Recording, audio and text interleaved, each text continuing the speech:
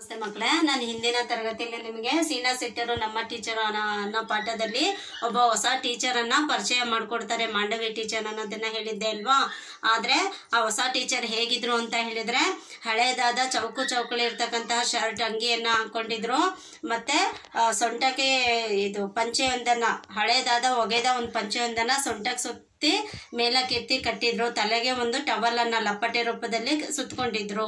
ಅವ್ರನ್ನ ನೋಡಿದ್ರೆ ಅವ್ರು ಟೀಚರ್ ಅಂತ ಅನ್ನಿಸ್ತಾ ಇರಲಿಲ್ಲ ಮಕ್ಕಳಿಗೆ. ಅವರು ಟೀಚರ್ ಅಂತ ಹೇಳಿ ನಿರಾಸನೂ ಆಗ್ತಿತ್ತು, ಕುತೂಹಲನೂ ಆಗ್ತಿತ್ತು ಅವ್ರು ಏನು ಹೇಳ್ಕೊಡ್ತಾರೆ ಅಂತ ಹೇಳಿ.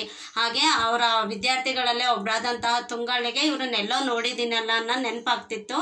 ಕೊನೆಗೆ ನೆನಪಾಗಿ ಅವಳು ಖುಷಿಯಿಂದ ಸೀನಾ ಶೆಟ್ಟರು ನಮ್ಮ ಟೀಚರು ಅಂತ ಹೇಳಿ ಜೋರಾಗಿ ನಗ್ತಾಳೆ. ಅದಕ್ಕೆ ಅವ್ರೇನು ಹೇಳ್ತಾರೆ, ಸೀನಾ ಶೆಟ್ಟರು ನಾನು ಟೀಚರ್ ಅಲ್ಲ, ನಿಮ್ಮ ಮೇಡಮ್ಮು ನನಗೆ ನಿಮಗೆಲ್ಲ ಗದ್ದೆ ಕೆಲಸ ಹೇಳ್ಕೊಡೋಕ್ಕೆ ಅಂತ ನನ್ನನ್ನು ಕರೆಸಿದ್ದಾರೆ. ನಾನೊಬ್ಬ ಪಡಪೋಷಿ ರೈತ ಅಂತ ಹೇಳಿ ಸಂಕೋಚ ತಮಾಷೆಯಿಂದ ಹೇಳಿದರು. ಆಗ ಮಾಂಡವಿ ಆತನ ಪಕ್ಕಕ್ಕೆ ಬಂದ್ಬಿಟ್ಟು, ಹೌದು ಇವರು ನಿಮ್ಮ ಬೇಸಾಯದ ಟೀಚರು, ನಿಮಗೆ ಬೇಸಾಯದಲ್ಲಿ ಸಹಾಯ ಮಾಡಲು ಅವರು ಒಪ್ಕೊಂಡಿರೋದು ನಮ್ಮ ಪುಣ್ಯ.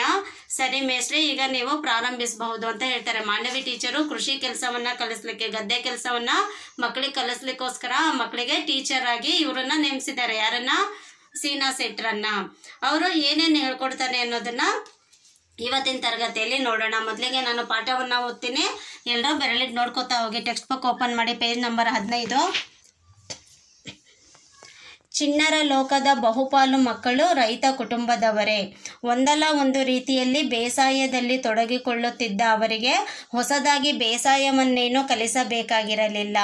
ಆದರೆ ಶಾಲೆಯ ಕಲಿಕೆಯಲ್ಲಿ ಬೇಸಾಯವನ್ನು ಅಳವಡಿಸುವ ಮಾಂಡವಿಯ ಉದ್ದೇಶವೇ ಬೇರೆಯಾಗಿತ್ತು. ಶಾಲಾ ಶಿಕ್ಷಣ ನಿಜ ಬದುಕಿನ ಜೊತೆಗೆ ಹಾಸುಹೊಕ್ಕಿನ ಸಂಬಂಧ ಹೊಂದಿರಲೇಬೇಕೆಂಬುದೇ ಮಾಂಡವಿಯ ನಂಬಿಕೆಯಾಗಿತ್ತು. ಅದೇ ಅವರ ಶಿಕ್ಷಣ ಮಾದರಿಯ ತಳಹದಿ ಕೂಡ.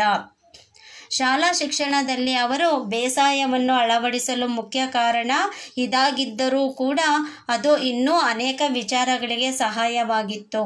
ಮೊದಲನೆಯದಾಗಿ, ಮಣ್ಣಿನ ಕಣಕಣಗಳೊಟ್ಟಿಗೆ ಸಂವಾದಿಸಬಲ್ಲ ಸೀನಾ ಶೆಟ್ಟರಂತಹ ರೈತರ ಅನುಭವಜನ್ಯ ವಿವರಣೆ ತರಗತಿಯೊಳಗೆ ನಡೆಯಬೇಕಾದ ಅರ್ಧ ಪಾಲು ವಿಜ್ಞಾನದ ಪಾಠವನ್ನು ಗದ್ದೆಯಲ್ಲೇ ಕಲಿಸಿಬಿಡುತ್ತಿತ್ತು. ಎರಡನೆಯದಾಗಿ, ಮಕ್ಕಳು ಕುಟುಂಬದೊಂದಿಗೆ ವ್ಯವಸಾಯದಲ್ಲಿ ಪಾಲ್ಗೊಳ್ಳುತ್ತಿದ್ದರೂ ಅವರಿಗೆ ಸಿಗುತ್ತಿದ್ದುದು ಎರಡನೇ ಸ್ಥಾನ, ಸೀಮಿತ ಒಳಗೊಳ್ಳುವಿಕೆ. ಆದರೆ ಇಲ್ಲಿ ಬೇಸಾಯದ ಎಲ್ಲ ಹಂತಗಳಲ್ಲೂ ಎಲ್ಲ ಕೆಲಸಗಳನ್ನು, ಜವಾಬ್ದಾರಿಗಳನ್ನು ಸ್ವತಃ ತಾವೇ ಮಾಡಬೇಕಾದ್ದರಿಂದ ಅವರಿಗೆ ಇಡಿಯಾದ ಅನುಭವ ಸಿಗುತ್ತಿತ್ತು. ಹಳ್ಳದ ಬದಿಯ 2 ಎಕರೆ ಜಮೀನನ್ನು ಮಾಂಡವಿ ಬೇಸಾಯಕ್ಕೆಂದೇ ಕೊಂಡುಕೊಂಡಿದ್ದರು. ಹಾಗೆಯೇ ಮನೆಯಲ್ಲಿ ಮುಂದುಗಡೆಯ ಒಂದು ರೂಮನ್ನು ಮಕ್ಕಳಿಗೆ ಬೇಸಾಯದ ಸಾಮಗ್ರಿಗಳನ್ನು ಇಟ್ಟುಕೊಳ್ಳಲೆಂದು ತೆರವು ಮಾಡಲಾಗಿತ್ತು. ಈಗಾಗಲೇ ಭತ್ತ ಬಿತ್ತಿದ್ದ ಗದ್ದೆಯದು.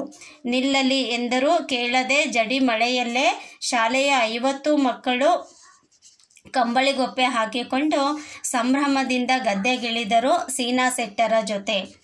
ಮುಂಚೆ ನಾವು ಸಸಿಗಳನ್ನು ಕೀಳೋಣ, ಇವತ್ತೇ ಸಸಿ ಕಿತ್ತು ಮುಗೀತಂದರೆ ನಾಳೆಯಿಂದ ನಾಟಿ ಮಾಡೋಣ, ಸೀನಾ ಶೆಟ್ಟರ್ ಎಂದರು ಮಕ್ಕಳನ್ನು ಉದ್ದೇಶಿಸಿ. ಮೊದಲು ಮಕ್ಕಳಿಗೆ ಹಿಡಿ ತುಂಬ ಸಸಿಗಳನ್ನು ಬುಡ ಸಮೇತ ಕೀಳುವುದು ಸುಲಭವಾಗಲಿಲ್ಲ. ಅನೇಕ ಸಸಿಗಳನ್ನು ಹಾಳು ಮಾಡಿದರು. 10 ಬಾರಿ ಕಿತ್ತು ಪ್ರಯತ್ನಿಸಿ ಅನಂತರ ಅವರಿಗೆ ಕೀಳುವುದು ಅಭ್ಯಾಸವಾಗಿ ವೇಗವೂ ಹಿಡಿಯಿತು. ಅವುಗಳನ್ನು ಸಣ್ಣ ಸಣ್ಣ ಕಟ್ಟುಗಳಲ್ಲಿ ಕಟ್ಟಿ ಕೆಸರು ಗದ್ದೆಯಲ್ಲಿಡುವುದನ್ನು ಟೀಚರು ಕಲಿಸಿಕೊಟ್ಟರು.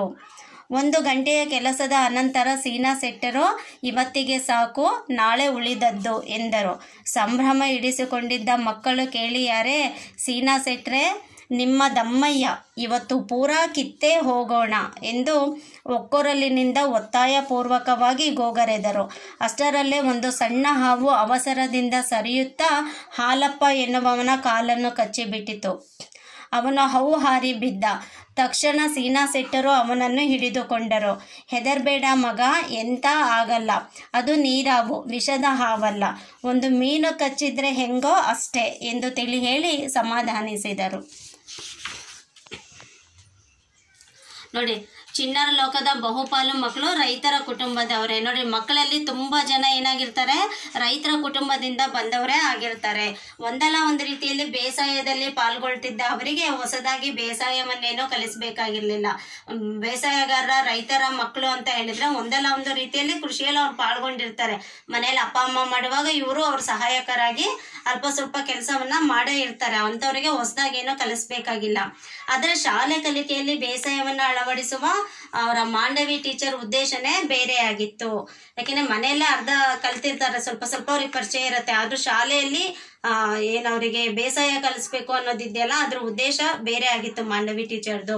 ಶಾಲಾ ಶಿಕ್ಷಣ ನಿಜ ಬದುಕಿನ ಜೊತೆಗೆ ಹಾಸುಹೊಕ್ಕಿನ ಸಂಬಂಧವನ್ನ ಹೊಂದಿರಲೇಬೇಕೆಂಬುದೇ ಮಾಂಡವಿಯ ನಂಬಿಕೆಯಾಗಿತ್ತು. ಈ ಶಾಲಾ ಶಿಕ್ಷಣ ಸ್ಕೂಲಲ್ಲಿ ಏನ್ ಹೇಳ್ಕೊಡ್ತೀವಲ್ಲ, ಅದು ಅವ್ರ ನಿಜ ಬದುಕಿನ ಜೊತೆ ಸಂಬಂಧವನ್ನ ಹೊಂದಿರ್ಬೇಕು ಅನ್ನೋದು ಆ ಮಾಂಡವಿ ಟೀಚರ್ ನಂಬಿಕೆ ಆಗಿತ್ತು. ಅದೇ ಅವರ ಶಿಕ್ಷಣ ಮಾದರಿಯ ತಳಹದಿ ಕೂಡ ಆಗಿತ್ತು.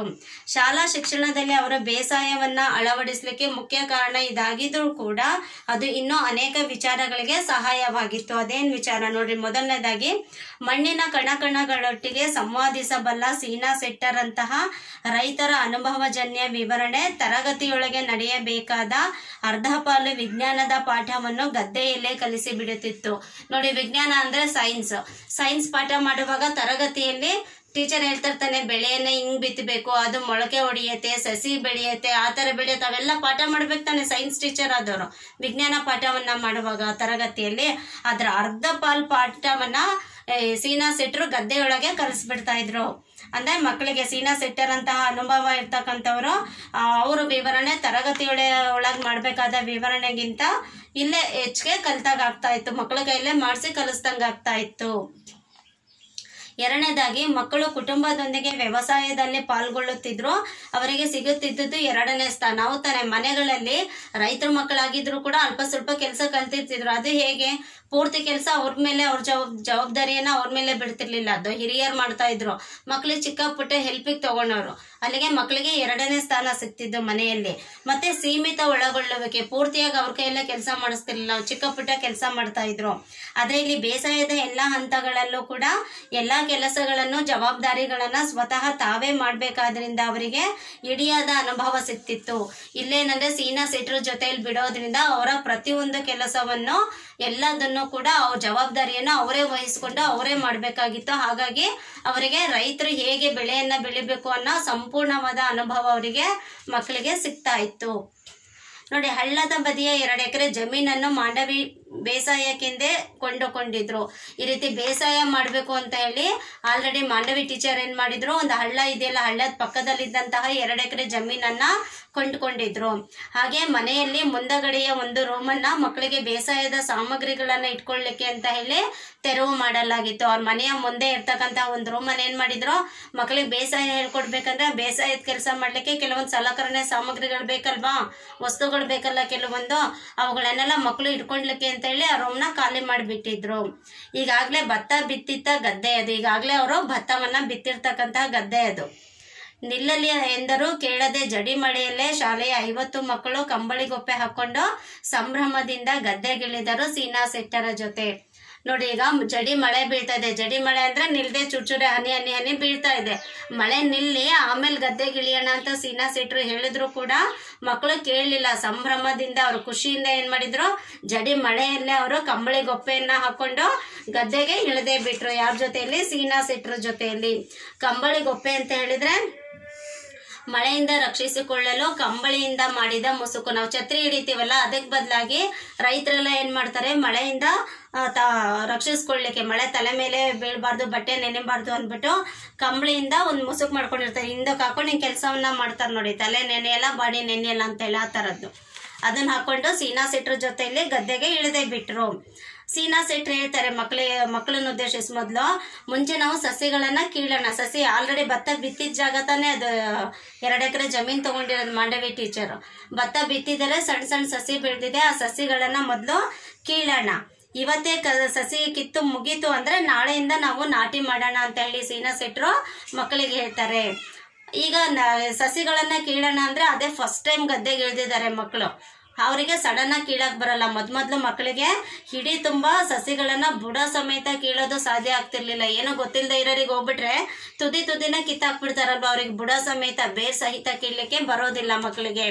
ಇಲ್ಲೂ ಕೂಡ ಮೊದ್ಲು ಮಕ್ಕಳಿಗೆ ಬುಡ ಸಮೇತ ಸಸಿಗಳನ್ನ ಹಿಡಿ ತುಂಬಾ ಕೀಳೋದು ಸುಲಭ ಆಗ್ಲಿಲ್ಲ. ಅನೇಕ ಸಸಿಗಳನ್ನ ಹಾಳು ಮಾಡ್ಬಿಟ್ರು, ಹೆಂಗ್ ಬೇಕಂಗ್ ಕಿತ್ತು 10 ಬಾರಿ ಕಿತ್ತು ಪ್ರಯತ್ನಿಸಿ ಅನಂತರ ಅವರಿಗೆ ಕೀಳೋದು ಅಭ್ಯಾಸವಾಗಿ ವೇಗವೇ ಹಿಡಿತು. ಎಷ್ಟೋ ಸಸಿಗಳನ್ನ ಕಿತ್ತು ಹಾಳು ಮಾಡಿದ್ಮೇಲೆ ಆಮೇಲೆ ನಿಧಾನಕ್ಕೆ ಅವರಿಗೆ ಸಸಿಗಳನ್ನ ಕೀಳೋದು ಹೇಗೆ ಅನ್ನೋದು ಗೊತ್ತಾಗಿ ತುಂಬಾ ಫಾಸ್ಟ್ ಆಗಿ ಸಸಿಗಳನ್ನ ಕೀಳ್ತಾ ಹೋದ್ರು. ಅವುಗಳನ್ನು ಸಣ್ಣ ಸಣ್ಣ ಕಟ್ಟುಗಳಲ್ಲಿ ಕಟ್ಟಿ ಕೆಸರು ಗದ್ದೆಯಲ್ಲಿಡೋದನ್ನ ಟೀಚರು ಕಲಿಸಿಕೊಟ್ರು. ಈ ಸಸಿಗಳನ್ನ ಹಿಡಿ ತುಂಬಾ ಕಿತ್ಬಿಟ್ಟು ಒಂದೊಂದು ಹಿಡಿ ಮಾಡಿ ಸಣ್ಣ ಕಟ್ಬಿಟ್ಟು ಅದನ್ನ ಏನ್ ಮಾಡೋದು, ಕೆಸರು ಗದ್ದೆಯಲ್ಲಿ ಇಡಬೇಕು ಈ ರೀತಿ ಅನ್ನೋದನ್ನೆಲ್ಲ ಟೀಚರ್ ಕಲಿಸ್ಕೊಟ್ರು. ಸಸಿಗಳನ್ನ ಹಿಡಿ ತುಂಬಾ ಕಿತ್ಬಿಟ್ಟು ಒಂದ್ ಹಿಡಿ ಆದ್ಮೇಲೆ ಸಣ್ಣ ಕಟ್ಟನ್ನ ಕಟ್ಟಿ ಅದನ್ನೆಲ್ಲ ಇಡ್ಬೇಕು, ಕೆಸರಲ್ಲಿ ಇಡಬೇಕು ಅನ್ನೋದನ್ನ ಅವ್ರ ಟೀಚರ್ ಹೇಳ್ಕೊಟ್ರು. ಯಾರು ಅವ್ರ ಟೀಚರ್? ಈಗ ಮಾಂಡವಿ ಟೀಚರ್ ಅಲ್ಲ, ಯಾರು ಇವರು? ಸೀನಾ ಸೆಟ್ರು.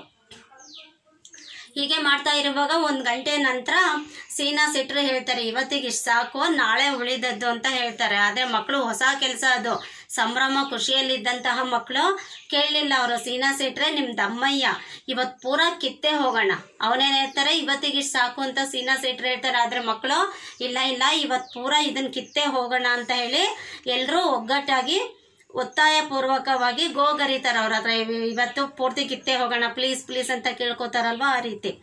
ಅಷ್ಟರಲ್ಲೇ ಏನಾಗ್ಬಿಡುತ್ತೆ, ಒಂದು ಸಣ್ಣ ಹಾವು ಅವಸರದಿಂದ ಸರಿಯುತ್ತಾ ಆ ಮಕ್ಕಳೆಲ್ಲ ಹಾಲಪ್ಪ ಅನ್ನೋ ಒಬ್ಬ ಹುಡುಗ ಇರ್ತಾನಲ್ಲ ಅವನ ಕಾಲಿಗೆ ಕಚ್ಬಿಡತ್ತೆ. ಅಂದ್ರೆ ಅಲ್ಲಿ ಮಕ್ಕಳೆಲ್ಲ ಗದ್ದೆಯಲ್ಲಿ ನಡೆಯುವಾಗ ಅಲ್ಲೆಲ್ಲ ಒಂದು ನೀರು ಹಾವಿತ್ತೇನೋ, ಹಾವು ಹೋಗ್ತಾ ಏನಾಗ್ಬಿಡತ್ತೆ, ಹಾಲಪ್ಪ ಅನ್ನೋ ಒಬ್ಬ ಹುಡುಗ ಅಲ್ಲೇ ಇರ್ತಾನಲ್ಲ ಅವನ ಕಾಲಿಗೆ ಕಚ್ಬಿಡತ್ತೆ. ಅವನು ಅವು ಹಾರಿ ಬಿದ್ದ. ಅವು ಹಾರಿ ಅಂತ ಹೇಳಿದ್ರೆ ಎದ್ರುಕೊಂಡು ಅಯ್ಯೋ ಏನೋ ಕಚ್ಬಿಡ್ತು ಅಂತ ಎದ್ರುಕೊಂತೀವಲ್ವಾ, ಎದ್ರುಕೊಂಡು ಹಾರಿ ಅಲ್ಲೇ ಬೀಳ್ತಾನೆ.